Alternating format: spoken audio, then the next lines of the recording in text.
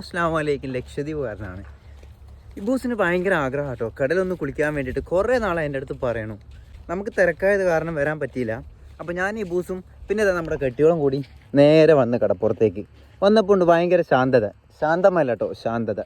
കടലിൻ്റെ ഭംഗിയുണ്ടോ, കാമായിട്ട് ഇങ്ങനെ നിൽക്കുന്നുണ്ട്. എന്ത് മനോഹരമായ കാഴ്ച. നീലാകാശവും പച്ചക്കടലും വെളുത്ത മണ്ണും അതിലും മേലെ അൺലിമിറ്റഡ് സമാധാനവും ഇവിടെ ഉണ്ട്.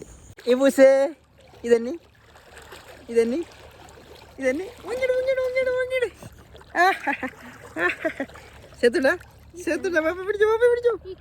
ലോട്ടഡ് ആട്ടോ, നല്ല ലോട്ടഡ് ആണ്. അതുകൊണ്ട് വെള്ളം കുറവാ.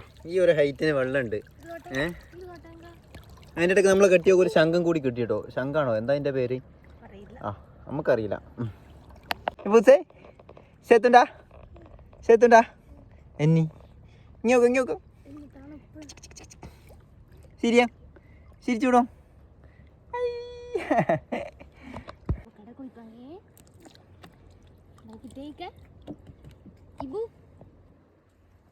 അതിനെക്കുറിച്ച് ചാലഞ്ച് ആയിരുന്നു ഞാൻ.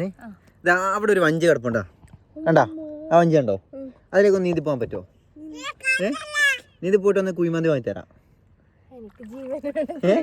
കുഴിമന്തി വേണ്ട, എൻ്റെ ഇബൂസിൻ്റെ നിർബന്ധപ്രകാരമാണ് ഞങ്ങൾ ഇവിടെ കടക്കുളിക്കാൻ വേണ്ടി വന്നത്. പക്ഷെ ഇവിടെ വന്നപ്പോൾ ഇബൂസിന് കടൽ വേണ്ട, ഇബൂസിന് വേണ്ടത് വഞ്ചിയാണ്. എത്ര കണ്ടാലും എത്ര കുളിച്ചാലും മടിവരാത്ത ഒരു നാട്, അതാണ് മോനെ ലക്ഷദ്വീപ്. ഈ നാടും ഇവിടുത്തെ മനുഷ്യരും ഇവിടുത്തെ കാഴ്ചകളും വളരെ മനോഹരം.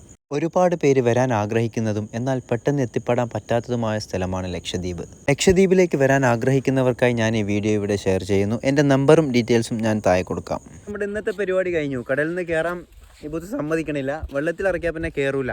അപ്പോൾ ഇത്രയേ ഉള്ളൂ നമ്മളെ കൊച്ചു വീഡിയോ. ഇൻഷാ അല്ലാഹ് അടുത്തൊരു വീഡിയോ ആയിട്ട് എന്തായാലും ഞാൻ നിങ്ങളുടെ മുന്നിലേക്ക് വരും. അതുവരേക്കും ബൈ ബൈ.